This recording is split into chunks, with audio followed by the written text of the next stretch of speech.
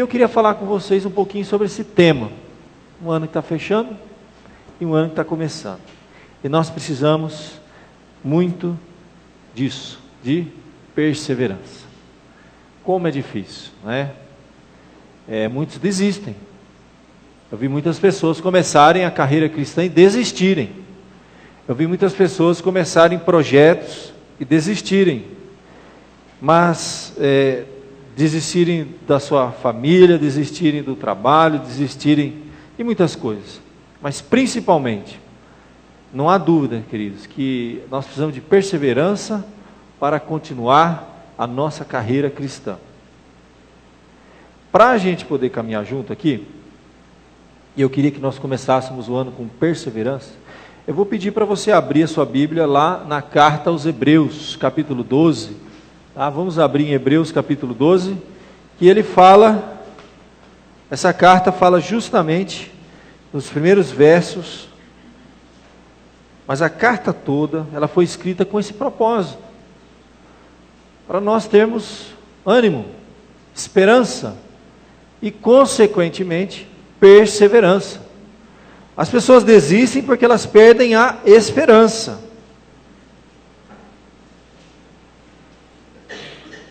Vamos abrir em Hebreus, capítulo de número 12, nós vamos ler do verso 1 em diante.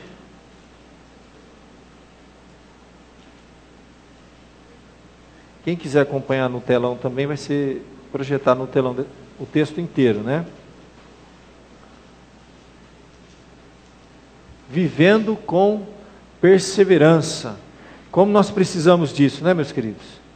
Diz assim a palavra de Deus: portanto, também nós, visto que temos a rodear-nos tão grande nuvem de testemunhas, desembaraçando-nos de todo o peso e do pecado que tenazmente nos assedia, corramos com perseverança a carreira que nos está proposta, olhando firmemente para o autor e consumador da fé, Jesus, o qual, em troca da alegria que lhe estava proposta, suportou a cruz, não fazendo caso da ignomínia, está sentado à destra do trono de Deus. Considerai, pois, atentamente aquele que suportou tamanha oposição dos pecadores contra si mesmo, para que não vos fatigueis, desmaiando em vossa alma. Até aqui, meus queridos, quero enfatizar o verso 2, olhando firmemente para o autor e consumador da vossa fé. E ainda, quando o texto diz, corramos com perseverança a carreira que nos está proposta. Vamos orar? Ó Pai, mais uma vez na Tua presença eu peço bênção, direção, unção, e que Teu Espírito fale ao nosso coração nessa noite, que a Tua palavra, Senhor, nos desperte, nos dê esperança, ânimo, Senhor, e não permita, ó Pai, que venhamos a desistir da nossa caminhada, da nossa carreira. Ajuda-nos, ó Deus, abençoe cada um aqui essa noite. O Senhor conhece o que passa nos corações, no mais fundo do coração.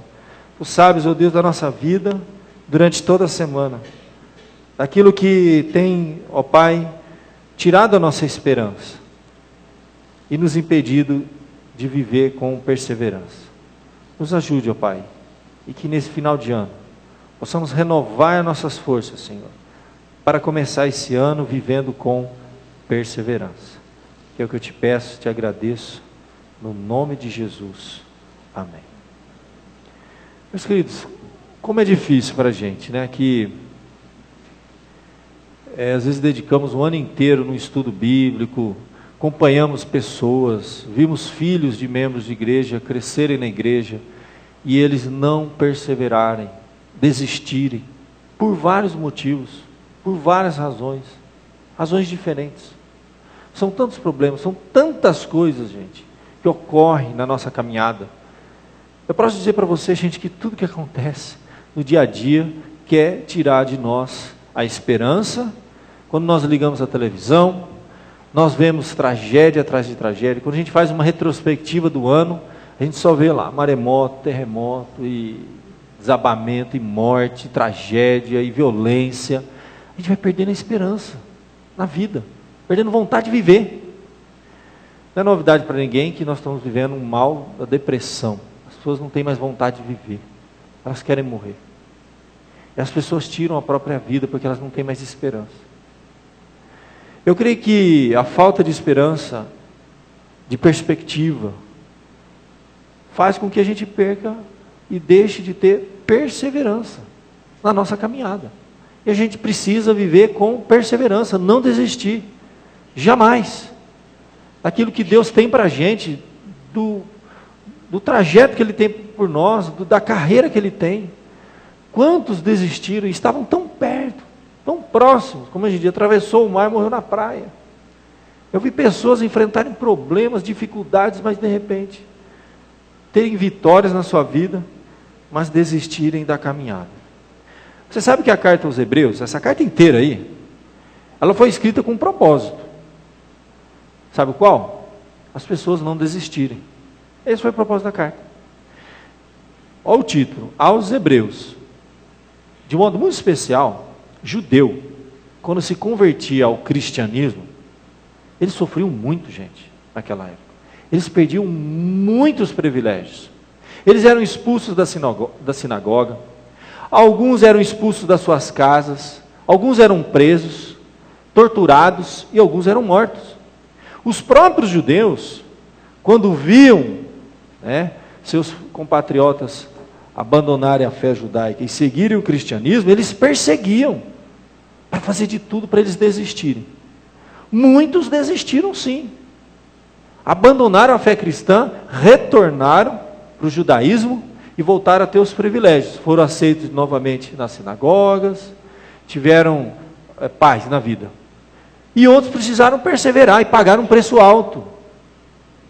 Essa carta foi escrita para que os cristãos que vieram naquela época do judaísmo, que estavam sofrendo muita perseguição, de toda sorte, não desistam. Esse é o propósito dessa carta. E a palavra-chave nessa carta é a palavra superior. Que o que eles estavam experimentando, que está em Cristo, é infinitamente superior ao judaísmo. O judaísmo era uma base, onde os alicerces foram lançados. O cristianismo é muito superior. É por isso que essa carta começa no capítulo 1, verso de número 1, dizendo assim, acho que eu vou ler aqui que fica melhor para você. Hebreus capítulo 1, verso 1, abre lá para mim. O que diz Hebreus 1, 1? Havendo Deus outrora falado muitas vezes, de muitas maneiras, aos pais pelos profetas, nos últimos dias nos falou pelo Filho. Havendo Deus outrora, está mostrando algo lá no passado, falado muitas vezes, de muitas maneiras, aos pais pelos profetas, nos últimos dias nos falou pelo Filho. E se você começar a caminhar no capítulo 1, capítulo 2, ele vai começar a mostrar que Jesus é superior. Ele é superior aos anjos, ele é superior a Moisés, ele é superior à aliança em Cristo, é superior à antiga aliança do Antigo Testamento. Ele vai mostrar constantemente essa palavra superior, que Jesus é um sacerdote superior, e que nós não devemos desistir, mas devemos continuar. E ele, lá no capítulo 4, verso 14, ele diz, tendo a Jesus, o grande sumo sacerdote que adentrou os céus, retenhamos com confiança a nossa fé, porque nós não temos um sumo sacerdote que não possa se compadecer das nossas fraquezas. Porém, um como nós, que em tudo foi tentado, foi provado, experimentado, mas sem pecado. Cheguemos, pois, com confiança ao trono da graça, para recebermos ajuda e misericórdia, e alcançarmos misericórdia. O tempo todo essa carta está sendo escrita para pessoas que estavam sendo presas, simplesmente porque se tornaram cristãos, que estavam sendo perseguidos e alguns até mortos. Muitos já estavam deixando de congregar, por isso que aí nessa carta está escrito assim, não deixar de congregar como é costume de alguns, pois eles estavam sofrendo muitas dificuldades, e eles precisavam de perseverança, para não desistir. É por isso que ele fala que Jesus é um sacerdote superior àquele sacerdote que estava lá no templo judaico, que a aliança era superior, que Jesus é superior a Moisés, aos anjos, A palavra-chave nessa carta é superior. E se nós temos algo tão superior, como nós vamos abandonar isso e retroceder? Retroceder para onde? Nós vamos falar deveríamos falar como disseram os discípulos para Jesus. Quando foi oferecida a alternativa para eles, vocês querem desistir, querem seguir, querem ir embora, querem ir para outro lugar? E eles falaram assim, mas para onde nós vamos? Se tu, falando para Jesus, é que tem as palavras de vida eterna, nós vamos aonde? Nós vamos buscar uma seita, vamos retroceder, vamos abandonar esse caminho? De jeito nenhum. Então essa carta, ela foi escrita com um propósito, perseverança. Eles estavam desistindo. Eles estavam perdendo a confiança. Eles estavam perdendo a esperança. É por isso que ele fala, nós temos um grande sumo sacerdote, que é Jesus. Que ele não está lá num templo, lá intercedendo pela gente, não. Gente, ele está sentado à destra de Deus. E eu vou dizer mais, ele pode se compadecer das nossas fraquezas. Diz lá em Hebreus 4. Compadecer é simpatizar, se identificar. Por quê? Porque ele foi tentado, provado, experimentado em todas as coisas a nossa semelhança, mas sem pecado. Eu já preguei sobre Hebreus 4, não é a passagem de hoje, mas dentro desse contexto de perseverança, nos ajuda a lembrar uma coisa. Não tenha problema que você esteja enfrentando, vou te contar, que Jesus já não tenha passado. E mais do que isso, ele foi experimentado em todas as coisas. Leia os evangelhos. Jesus foi traído? Já foi traído alguma vez? Alguém já foi traído aqui? Jesus foi traído também. E traído por um amigo íntimo. E foi traído com um beijo. Da pior maneira. Vendido por 30 moedas de prata, que era o preço de um escravo. Por dinheiro, gente. Você já pensou ser traído por dinheiro? Alguém íntimo, alguém de confiança. Jesus foi traído. Você sofreu algum tipo de perseguição na sua vida? Que às vezes te faz perder a esperança? Entrar em desespero? E não perseverar mais? Tudo está interligado. Jesus foi perseguido desde o dia que nasceu, gente. Quando Herodes ouviu falar que Jesus nasceu, queria matar as criancinhas para pegar Jesus. Foi perseguido durante todo o seu ministério. Ele estava morto, sepultado, tinha gente falando mal dele. Falou assim, olha, ele enganava tantas pessoas que é capaz dele ter planejado um jeito de alguém roubar o corpo dele. Aí que os religiosos falaram isso. Jesus foi perseguido a vida toda dele. Já sofreu dor? Mais do que Jesus. Tudo. Quem que Jesus não sofreu? Você foi abandonado? Já experimentou o abandono na sua vida? Solidão. Jesus experimentou solidão. Foi abandonado por todos os discípulos, pelos 12 mais íntimos, pelas multidões, ficou sozinho. Na cruz ele experimentou o maior de todos os abandonos. Deus meu, ele bradou da cruz, por quê? Me desamparaste. Ele foi desamparado pelo Pai, temporariamente, para nós sermos recebidos eternamente. Não tenha nada que Jesus não tenha experimentado. E ele perseverou. É por isso que ele diz então, ainda mais, ele foi tentado em todas as coisas, provado, experimentado, mas a única diferença, sem o quê? Que diz lá no verso 4 que eu li, sem pecado. Hebreus 4 fala, ele foi tentado tudo, mas sem pecado. Fala, mas aí fica fácil. Mas você tem que lembrar, que se Jesus foi tentado em tudo e não pecou, o que significa isso? O que é o pecar, gente? É o seguinte, você é tentado, você resiste uma vez, 2, 3, chega uma hora que você não aguenta e cede à tentação, de toda sorte. Essa tentação pode ser o quê? Chutar o balde. Alguém já chutou o balde aqui? Essa tentação pode ser revidar. Essa tentação pode ser muita coisa. Jogar a toalha, falar não aguento mais. Cedir. Se Jesus foi tentado em tudo, mas não cedeu, significa que ele sofreu as provações, as tentações, as provocações, as privações. Ficou no deserto, gente, sem comer, sem beber, vários dias, foi tentado pelo diabo. O diabo jogava na cara dele, você é filho de Deus, se você fosse de Deus, você ainda está passando por isso. Ele sofreu de tudo que você imaginar, mas ele nunca cedeu. Significa que ele sofreu até as últimas consequências, que ele foi obediente até, diz a Bíblia, a morte, e morte de cruz. Significa que ele sofreu tudo que você sofre, Só que você não sabe até quando você ia suportar. Quantas coisas você não aguentou e jogou a toalha? Até onde ia chegar aquele negócio? Não sei, porque eu chutei o balde antes de o negócio terminar. Significa que Jesus sofreu o que você sofreu, mas até as últimas consequências. Então ele é PhD em sofrimento, em provação, em privação. Você está passando algum tipo de privação, em pressão, você está sofrendo algum tipo de pressão. Foi tanta pressão em Jesus, que quando ele foi orar lá no Monte das Oliveiras, ele foi orar, a Bíblia diz que escorria suor de lágrima. Os médicos identificam isso, é uma pressão psicológica tão grande, que começa a sangrar pelos poros. A gente não tem noção do que Jesus viveu. Foi tentado em tudo, e sem pecado, ou seja, sofrendo até as últimas consequências. Então, essa carta foi escrita o seguinte: persevere, não desista. E o texto que eu li para você, me dá pelo menos 3 razões para mim não perseverar. A carta toda me dá razão. A primeira razão para me viver com perseverança é a seguinte: olhe para quem já venceu.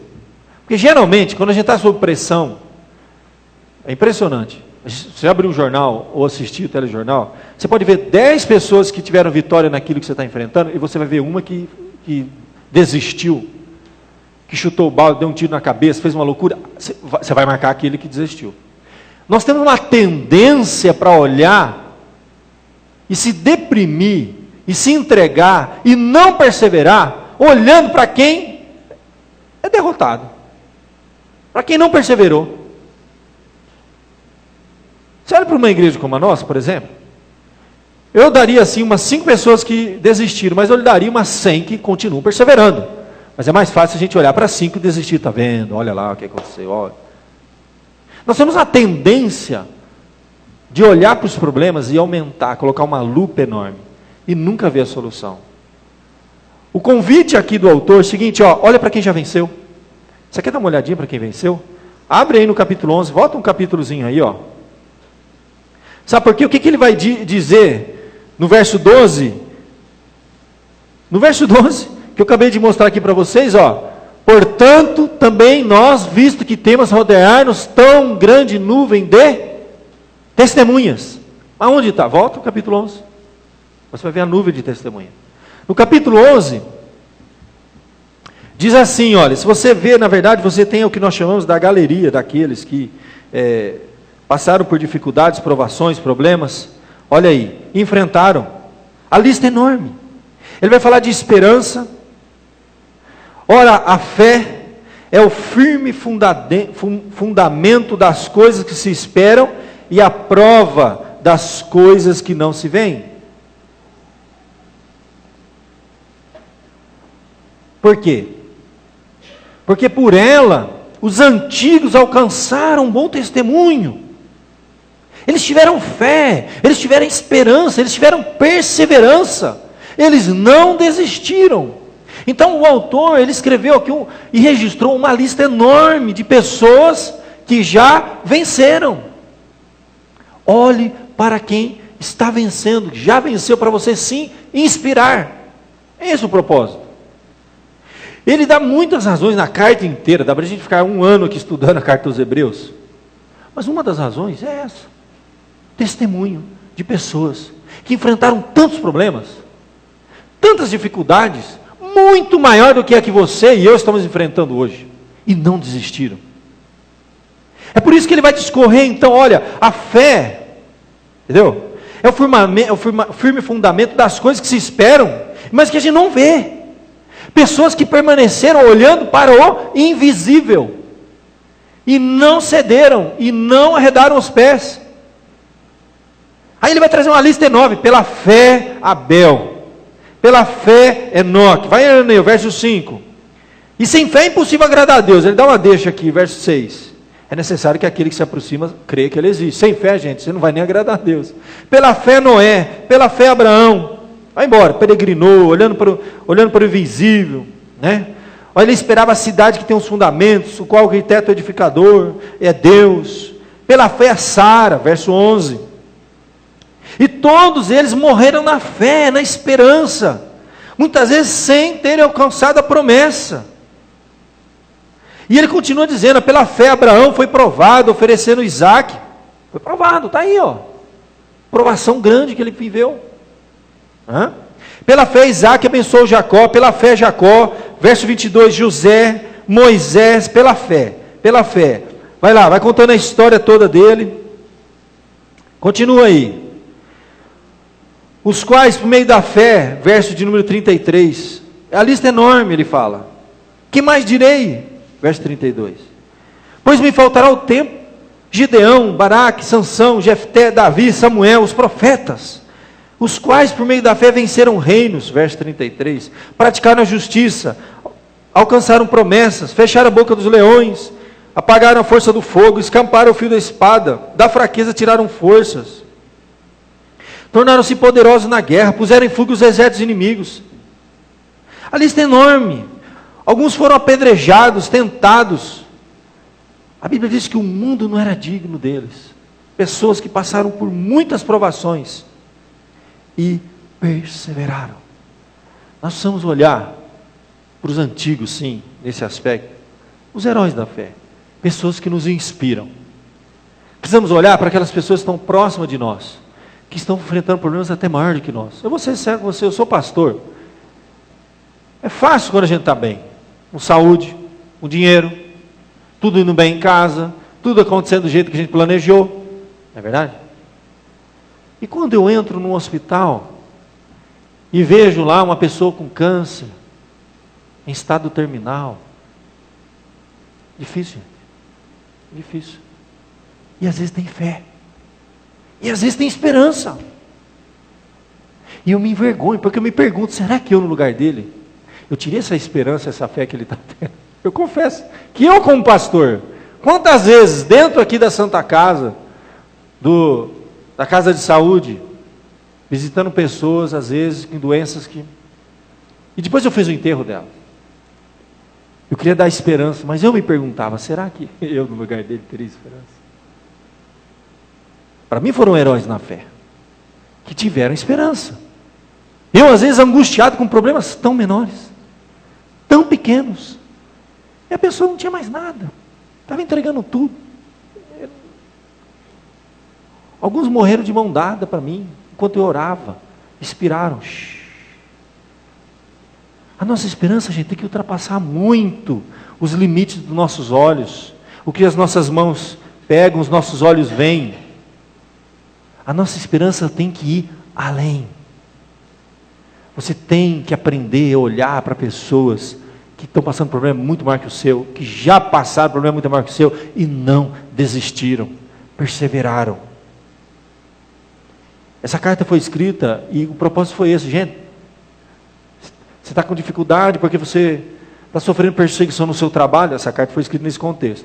Lembra do seu vizinho, que ele foi expulso da casa dele, e ele e toda a família foram executados por causa da fé. Então, está tranquilo, você só está sofrendo problema no seu trabalho. E eles não cederam. Muitos cederam, viu?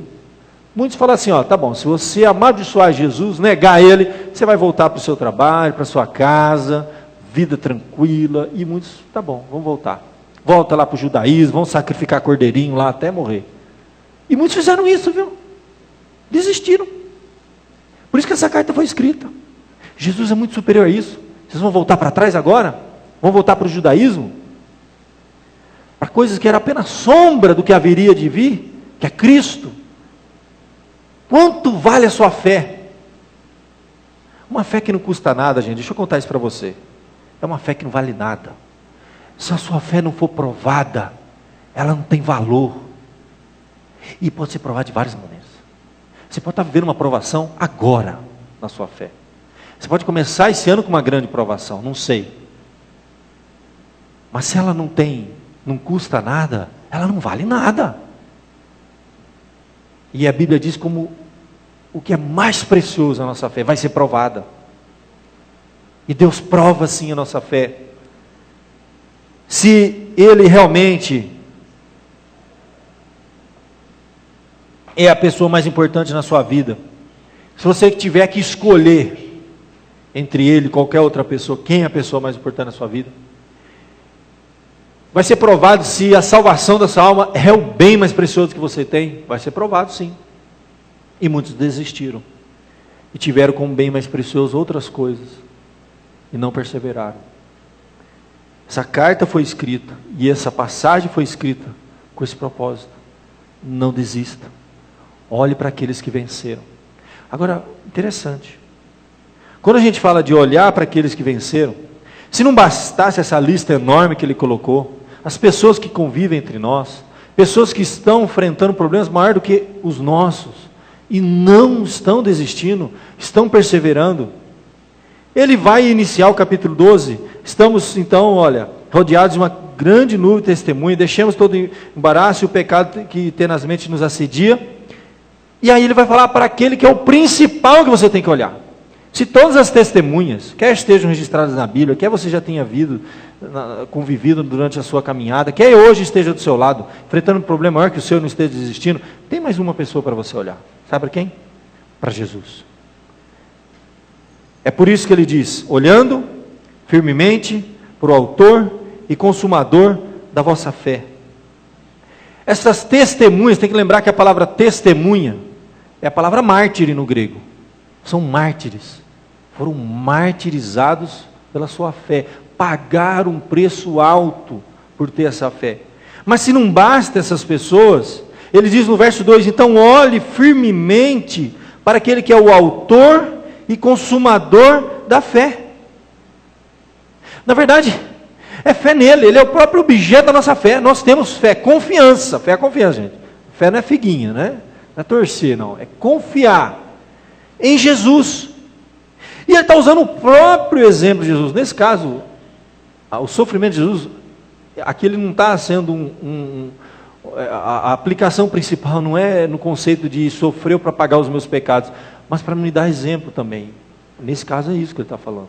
Olha, o qual, ele diz, em troca da alegria que estava proposta, prometida, ele tinha uma promessa. E era algo tão precioso. A alegria do cumprimento dessa promessa, ele suportou qualquer coisa. Suportou a própria cruz. Não fazendo caso, nem mesmo dos sofrimentos, da ignomínia, de tudo que ele enfrentou.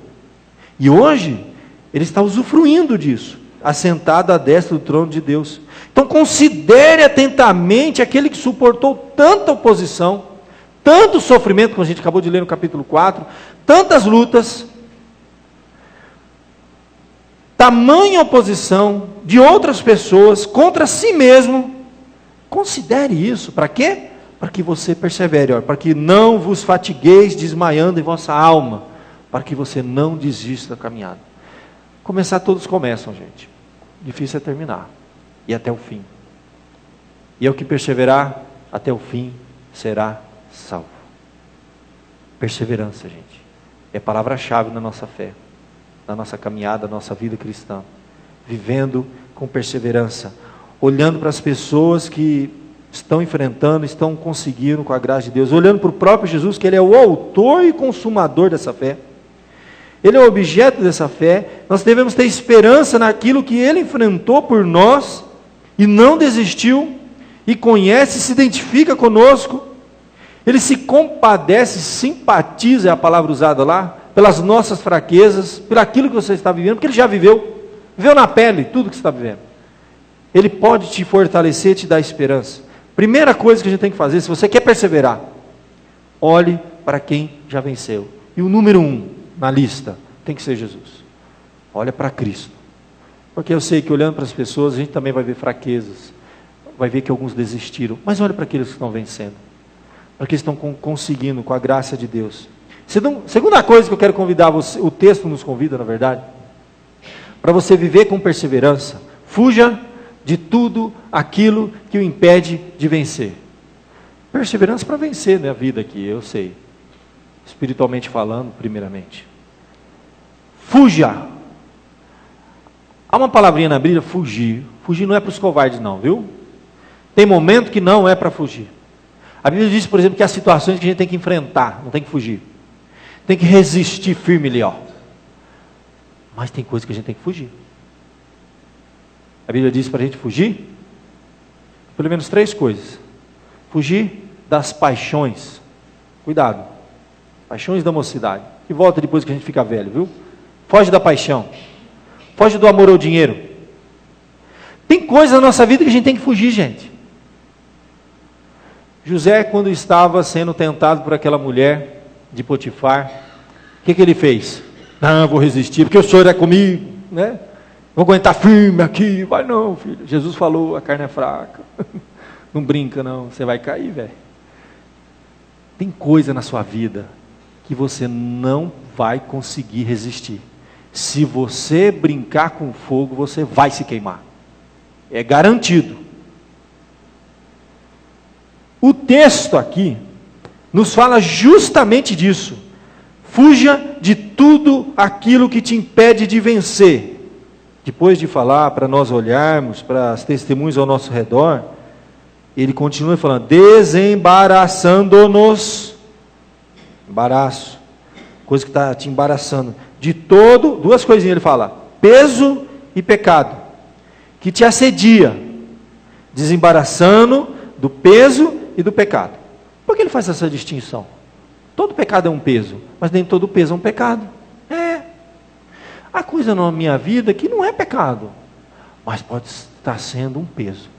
A palavra que usa, a ilustração que o autor da carta está usando é de um corredor, claramente de um atleta, correr com perseverança. Um atleta de uma maratona. Nós vamos falar um pouquinho na segunda parte aqui, na terceira parte. Os corredores, você sabe disso, naquela época já era assim. Os corredores, naqueles Jogos Olímpicos, já é muito antigo isso, gente, né? Os gregos já tinham isso, lá, Atenas, eles tinham lá as corridas, né? Quando eles iam correr, eles tiravam todo o peso, mesmo naquela época. Eles usavam, era um shortinho, leve de tudo e mais nada. Hoje a gente vê que a tecnologia, né, faz roupa que até com atrito contra o ar eles tentam tirar. O nadador raspa os cabelos para não ter atrito dentro da água, para não atrapalhar. Eles passam óleo no corpo. Os tênis são os mais leves, feitos com dinâmica, é tudo pensado, gente.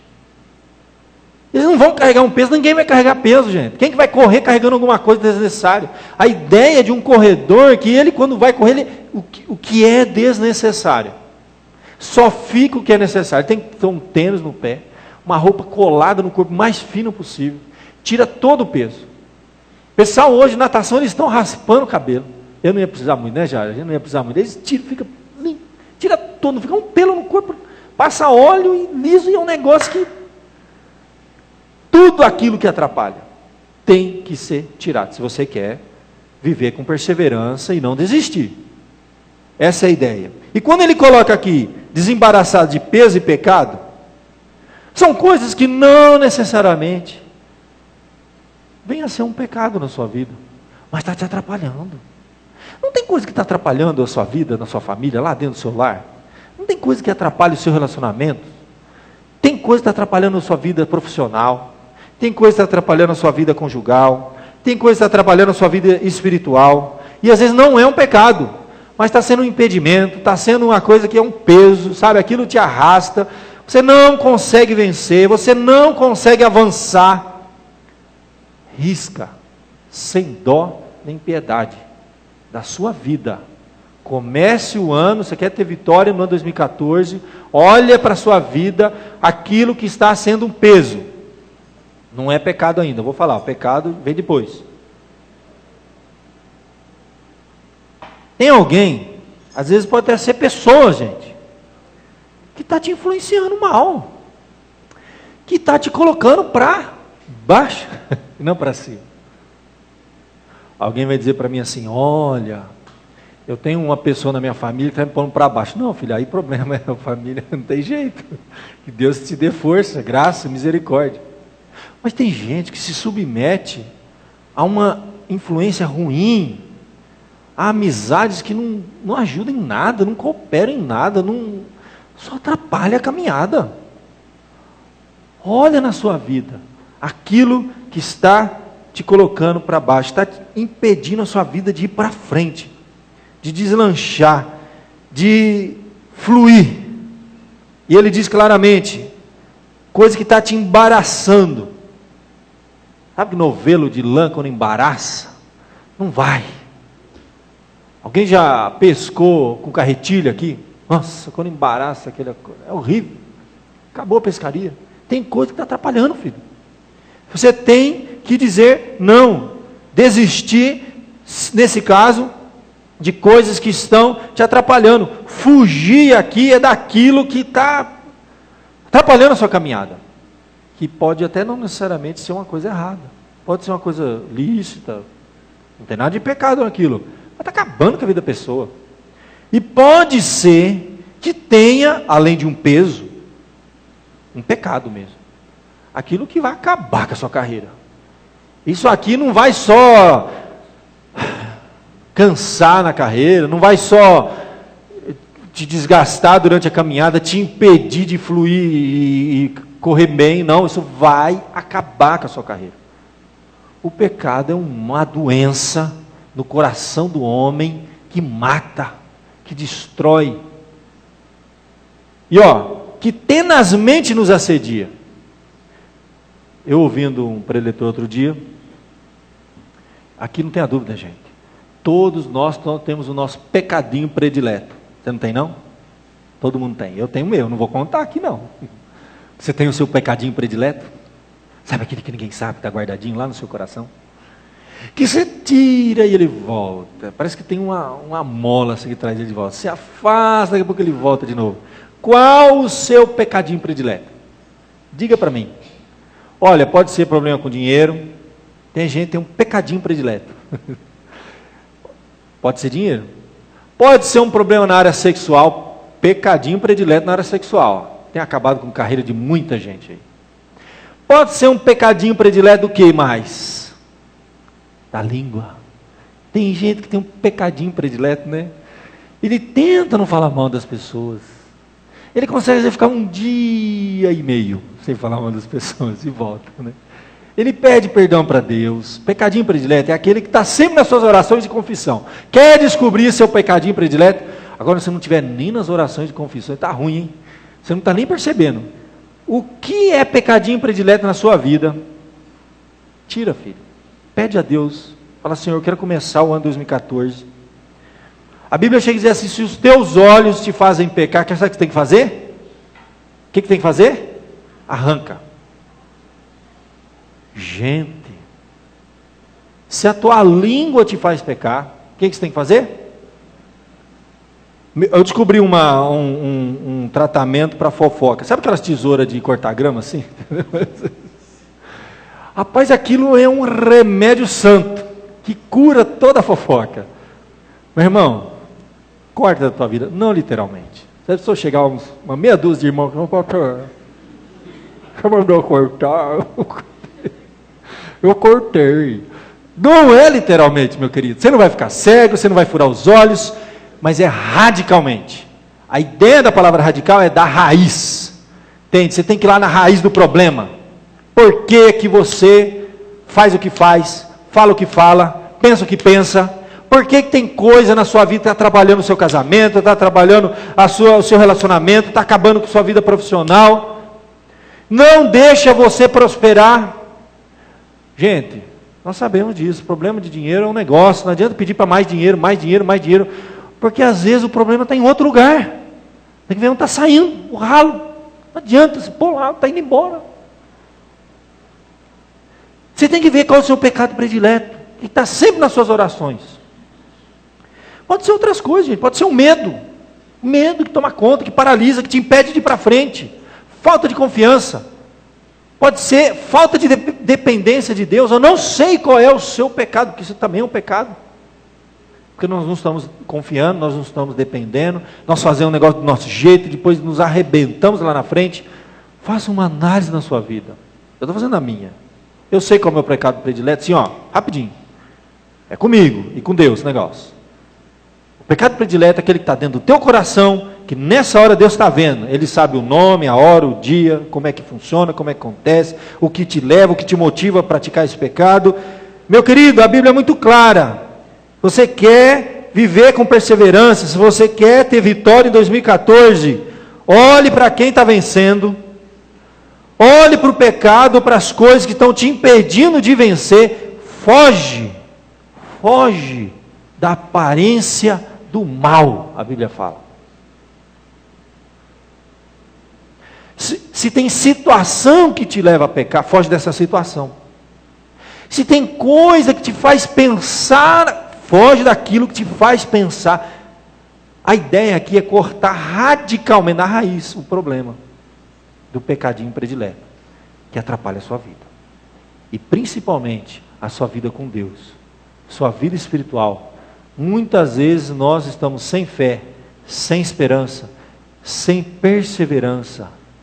É porque nós estamos alimentando o nosso pecadinho predileto.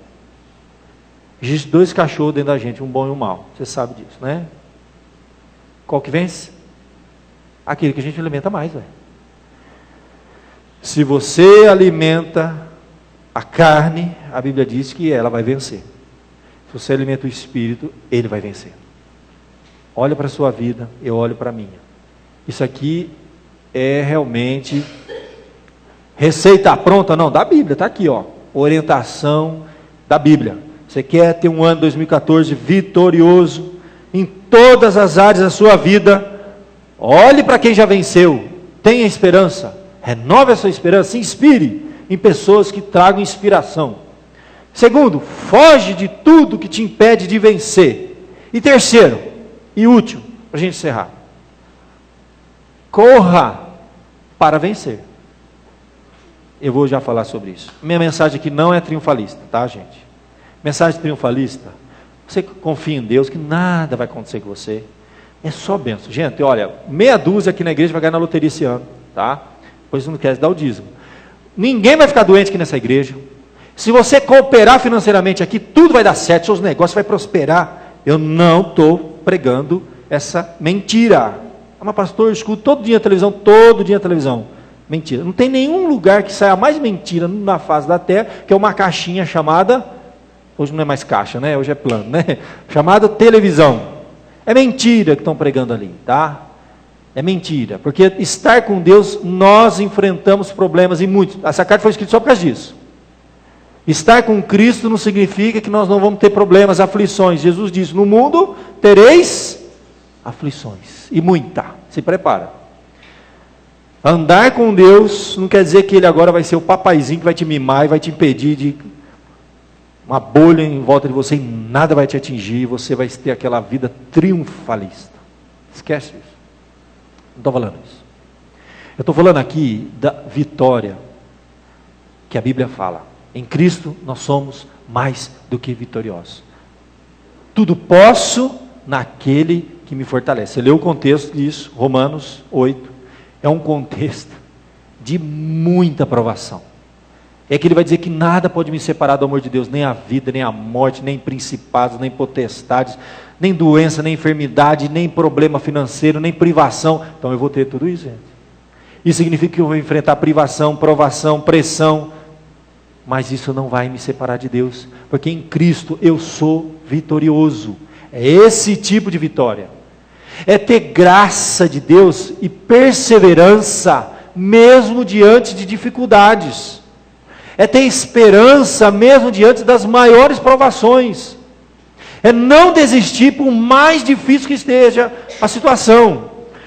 Eu digo aqui, correr para vencer, é quando ele usa assim, ó, corramos com perseverança a carreira que nos está proposta. Ele está falando a ideia de uma maratona. A palavra aqui, correr com perseverança a carreira que nos está proposta. Gente, ela tem um significado muito forte. É quando você já está chegando na exaustão. É quando você está assim,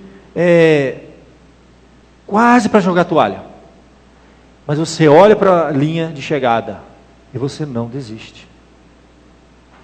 Você se supera com a graça de Deus. É quando você fala assim, não, eu vou correr até o fim, aconteça. É uma decisão que você toma. É a ideia de um maratonista que já está na exaustão, ele não tem mais força. Tudo está convidando ele para desistir, mas ele tomou uma decisão dentro dele, e com a graça de Deus, ele vai perseverar. Sabe a palavra usada aqui? É a palavra grega agoná, que dá origem à palavra português agonia. Quando você está em ponto de agonia, uma pessoa está agonizando, suas últimas forças, mas ele vai usar até a última força para não desistir. É isso. É correr e não deixar de correr, e aconteça o que acontecer, eu vou continuar correndo, nem que eu esteja em agonia. É a palavra usada aqui. A carreira que está proposta. É correr para vencer nesse sentido, não tem outra opção. Eu vou até o final. Lembrando que não é dos fortes a vitória, nem dos que correm melhor, acabamos de cantar, mas dos fiéis e sinceros, que correm junto ao Senhor. É correr com perseverança. O que vence na carreira cristã não é o que chega primeiro, não é o que chega melhor, é o que chega. O que Deus quer é que você não desista, nunca. É isso. O que perseverar até o fim será salvo. A vitória, gente, eu não sei nem como eu vou chegar, mas eu tenho que chegar. E é claro que esse como que eu quero dizer, então eu vou fazer qualquer coisa ilícita, não é isso, gente. Eu estou falando no sentido de exaustão, que é necessário sim a gente ter perseverança. Gente, para com isso. As pessoas se sacrificam para ganhar dinheiro, se sacrificam para ter determinadas coisas, se sacrificam para ter saúde, e acham que a vida espiritual não. Eu vou dormir e Deus vai abençoar a minha vida espiritual, vai tudo dar certo. Não existe isso na Bíblia. É exigido sim de nós carreira, corrida, perseverança, e sacrifícios fazem parte da vida cristã. É claro que você vai ter uma linha que vai dizer assim, que com o seu sacrifício você vai pagar o preço, e não é isso que eu estou falando, porque já foi pago o preço na cruz. É por isso que eu olho para Jesus, porque Ele já pagou, já está pago. Então eu não vou desistir de uma carreira que eu já tenho vitória. É como se eu estivesse correndo uma corrida e no peito eu tivesse uma medalha de ouro, primeiro lugar. Aí fala, então já venci, vou parar. Não, filho, é porque já foi conquistado por mim, é por isso que eu não vou desistir. É correr para alcançar algo que já foi alcançado. Eu já venci, em Cristo eu já sou vitorioso. Então eu não vou desistir de correr com perseverança a carreira que me está proposta. É a maratona, a ideia aqui é de maratona mesmo. Sabe? Triatlon. Já foi na água, já foi, tudo jeito. Bicicleta, está lá, correndo, na exaustão. Está no final. Já viram aquele filme, aquele corredor que ele vem, mas ele vai. Esse aí, é isso aí, o cristão é esse. O cristão ele não atravessa a linha de chegar de nariz empinado, sem suor. Às vezes, e o texto, se você continuar lendo, Hebreus capítulo 12, você ainda não foi provado nem até o sangue. Isso aí é comparando com aquelas pessoas que tinham que escolher entre a vida e a perseverança. Não, fico com a perseverança, pode tirar a minha vida. Eu ainda não tive essa opção na minha vida, graças a Deus. Espero que eu não tenha, né? Eu acho que nenhum de vocês teve essa opção. É o seguinte, ó, nega a Cristo, abandona a sua carreira, ou você morre. Era assim. Às vezes na nossa caminhada a gente precisa abrir mão de algumas coisas, sim. Deus vai colocar, vai provar a sua fé. Vai provar, e já provou de muita gente aqui. Fala assim, ó, você vai ter que escolher. Mas até agora, não foi até o sangue. Nenhum de nós colocaram uma arma na cabeça. Você vê que eu já vi o contrário, viu, gente? Já aconteceu há muito tempo. A pessoa que não está mais entre nós, porque ela mudou de cidade. Estava indeciso, não resolvia a vida. Estava em cima do muro. Estava em cima do muro. Em cima do muro. A gente falava do evangelho, mostrava a palavra, ela sabia, mas estava em cima do muro. Em cima do muro, em cima do muro. Entrou um ladrão na casa da pessoa. Amarrou o marido e a esposa. Levou para o quarto lá do fundo. Pegou tudo que eles tinham e colocou dentro do carro. Pessoa muito preocupada com as coisas dessa vida, né? Perdeu tudo aquela noite, mas tudo bem. Tinha mais uma coisa que era a própria vida. Vamos salvar a vida, né? Colocou o casal de costa na parede. Puxou a arma. Pôs na cabeça. E aí quando olhou no quarto, tinha uma Bíblia no criado mudo. Ele já tá, sabe aquele cristão que não resolve? Sabe? Que fica no muro, fica e não resolve. Quando o cara ia atirar, ele perguntou: vocês são evangélicos? Arma na cabeça. Mas na hora, somos evangélicos, somos presbiterianos. No dia, acabou, mas aí eu acho que ele era evangélico. Porque sabe, tem muito evangélico desviado e filho de evangelho na cadeia, né? E eu acho que ele baixou a arma. Tá bom. Vocês não vão gritar nada para ninguém em meia hora. Vocês prometem para mim? Prometo. Foi embora. Aí eles gritaram, a polícia veio, aquele rolo todo. Primeira coisa que ele pega o telefone: pastor, quero ser batizado domingo que vem. O senhor veio aqui na minha casa, quero resolver minha vida. Entendeu? Foi na hora, resolveu tudo, vieram para cá, fez discipular, foi batizado, é benção, está com Jesus. Entendeu? Até hoje. Espero, filho, que não seja colocado uma arma na sua cabeça para você tomar uma decisão. Mas não estou falando nem isso, estou falando da perseverança. Aconteceu isso, sim, aconteceu. Só morava aqui próximo da igreja, não era longe da igreja, não. Eu lembro exatamente como foi que aconteceu.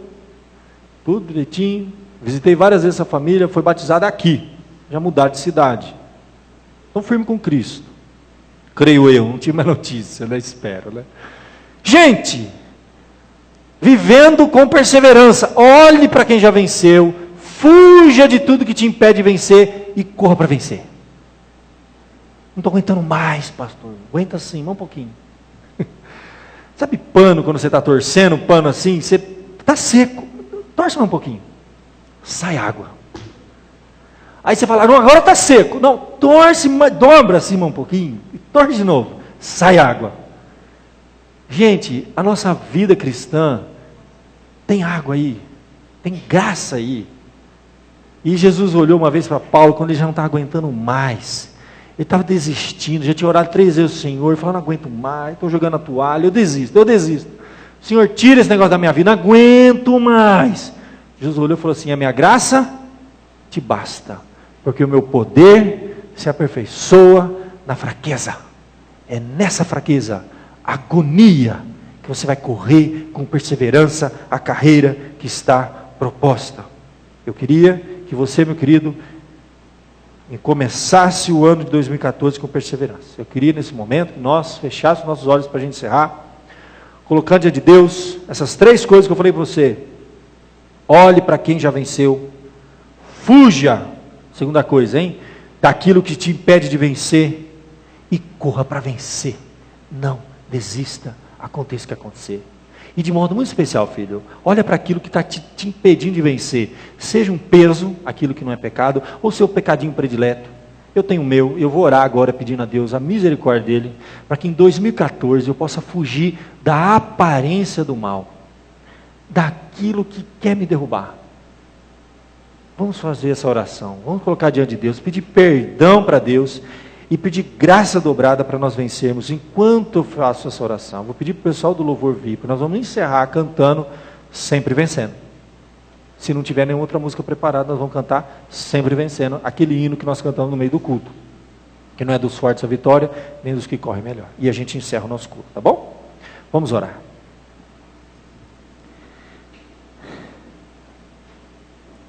Ó Deus, último domingo do ano, é possível que muitos aqui, Senhor, estejam exaustos, em agonia, como diz a palavra, Senhor. Porque foi um ano difícil para muitos, Senhor, cansativo, desgastante, agonizante, Senhor, para muitos. Quanta luta, Senhor, quanta provação, quantas dificuldades, Senhor. Mas nós estamos aqui, Senhor, diante do Senhor. Nós dizemos e repetimos as palavras dos discípulos no passado: para onde iremos nós? Tu tens as palavras de vida eterna, Senhor. Nós não vamos desistir, Senhor. Coloca no nosso caminho pessoas que nos inspiram, Senhor. Tira do nosso caminho pessoas que nos impedem de ir para frente, Senhor.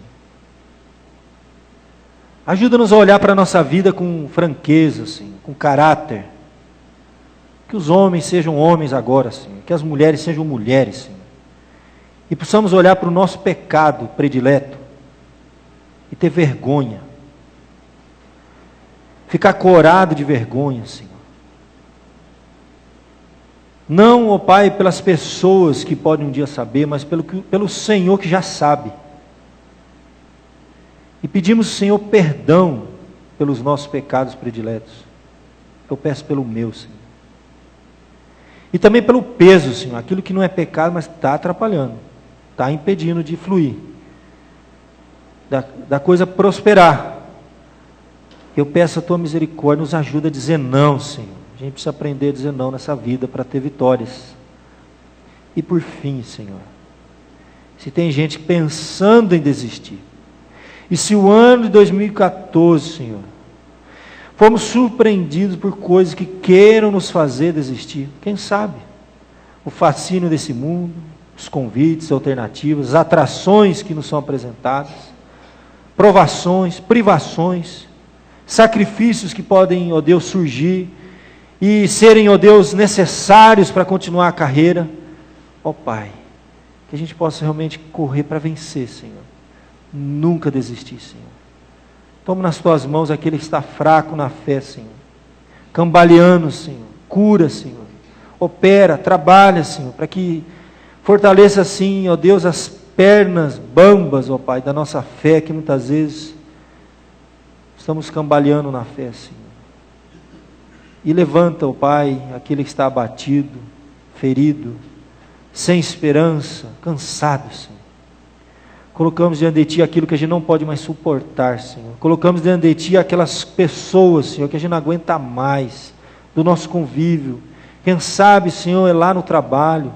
Quem sabe é dentro do lar, Senhor. Quem sabe é um filho, Senhor, que tem dado tanta preocupação. Nós não aguentamos mais, Senhor.